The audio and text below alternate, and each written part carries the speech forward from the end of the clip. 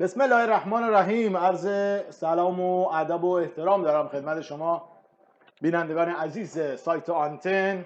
یک بار دیگه بازیکن تیم داماش حالا موقعیت خوبی هست برای محمد طالبی. شوت محمد با اختلاف خیلی زیاد از بالای دروازه پانیک به بیرون رفت.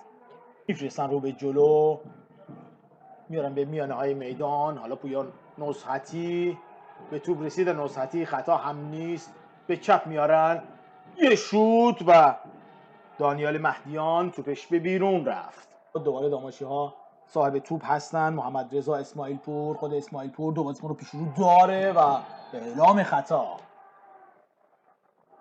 انجام شد روی اسماعیل پور.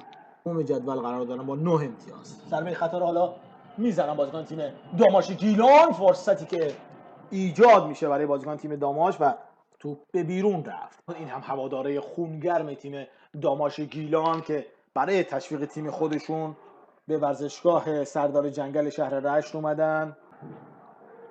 ضربه خطا رو باید بزنن بازیکن تیم پانیک تالش. این کارو انجام میدن. دانیال مهدیان صاحب توپ از خود مهدیان شوتشو میزنه و در اختیار میگیره اسماعیل اقبالجو. رو به عقب، حالا توپ رو در اختیار میگیره بازیکن تیم پانیک. یک ضربه خطرناک است حبیب گردانی بتونه بالا بیاد. ضربه کورنر رو ببینیم چطور استفاده خواهند کرد بازیکن تیم پانیک. ضربه‌ای که زده میشه و مشت اسماعیل اقبالجو توپ دوباره به کورنر میره. یک اشتباه از بازیکن تیم داماش. فرصت هست برای بازیکن تیم پانیک تالش. از همینجا شوتشو میزنه مهدی حبیبی و توپ به بیرون میره. بزنن. این هم تماشاگرای پرشور تیم داماش در جایگاه تیفوسی‌ها حضور دارن و تیم خودشون رو تشویق میکنن. میخواد بلندتر بفرسته، دورخیز کرده پشمان. حالا سانتر انجام میده داخل محوطه جریمه. مشت عیسی شهبازی و برگشت توپ.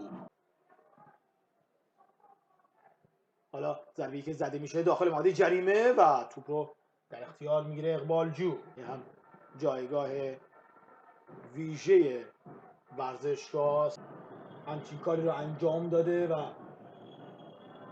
تیمی رو شکل داده. ببینیم از این فرصت چگونه استفاده کرد بازیکن تیم داماش که توپ برگشت داده میشه و تشویق میکنن.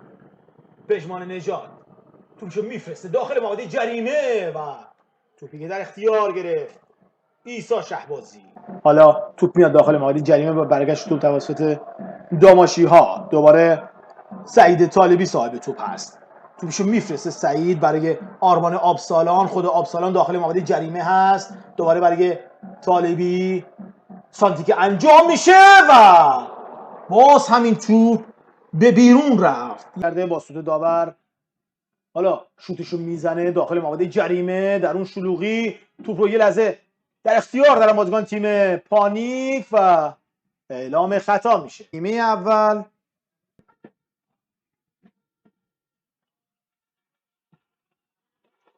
و گل برای تیم داماش گیلان. یه لحظه توپی اومد برای بازیکن تیم داماش و رضا زاهد تبار بود این گل رو به ثمر رسوند و اعلام آفساید میشه. این هم تماشاگرای داماش گیلان که در جایگاه تیفوسی‌ها حضور دارن و منتظر میگن گل دوم هستن. یا دو بازیکن هم حضور دارن. خود طالبی توپ رو میزنه مستقیم به دستان عیسی شهبازی. خود طالبی سانتشون میفرسته داخل محوطه جریمه و کمی دیر آرمان آبسالام توپ میرسه و توپ ضربه خطا رو ببینی بازیکن تیم پانیک تالش میزنن مستقیم و به بیرون میفرسته این توپ رو. سیامک رضایی صاحب توپ هست. به چپ میبره سیامک. از همون سمت میخواد سانتی رو انجام بدن. برگشت توپ توسط مدافعان. خطرناک هست این توپ و توپی که هنوز به بیرون نرفته الان بیرون میره. یه شوت در داخل محوطه جریمه. باز هم داماشی‌ها صاحب توپ هستن پشت محوطه جریمه. توپی که میارن داماشی‌ها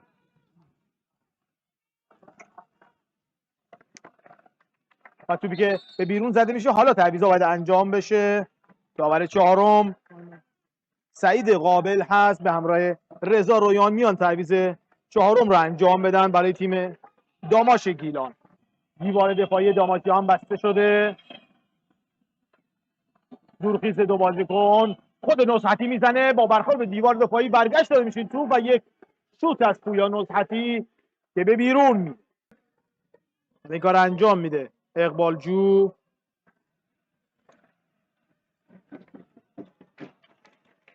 در این سمت توپی که اومد و اختیار گرفت عیسی شهبازی. یک بار دیگه ضربه خطا رو میزنن بازیکن تیم پانیک تالش. باز هم از این فرصت نمیتونن استفاده کنن پانیکی ها. دو بازیکن پشت توپ ایستادن. ضربه که حالا زده میشه داخل محوطه جریمه. فرصت هست برای بازیکن تیم پانیک و توپ دانیال مهدیان هم به بیرون رفت. ضربه خطا رو میزنن بازیکن تیم داماش. برگشت توپ توسط مدافعان. یک بار دیگه طالبی صاحب توپ هست. شوت طالبی و توپی که به کرنر میره. ببینید خیلی سریع این صحنه رو از وسط زمین به سمت راست بردن. توپی که اینجا زده شد و جا موند عیسی شهبازی، اما توپ به گل تبدیل نشد. توپی که فرستاده میشه، برگشت توپ باز هم توسط مدافعان داماش گیلان. حالا ضد حمله برای داماش. خود حیدری میتونه آخرین موقع تیم پانیک باشه. توپی که فرستاده میشه با مشت دور میکنه دروازه‌بان تیم داماش. کماکان موقعیت هست و اینجا سوت پایان بازی به صدا در میاد. برتری 1-0 تیم داماش گیلان. این هم دو مربی که با هم دیگه دست میدن، اسماعیل زاهد و رضا فرجپور.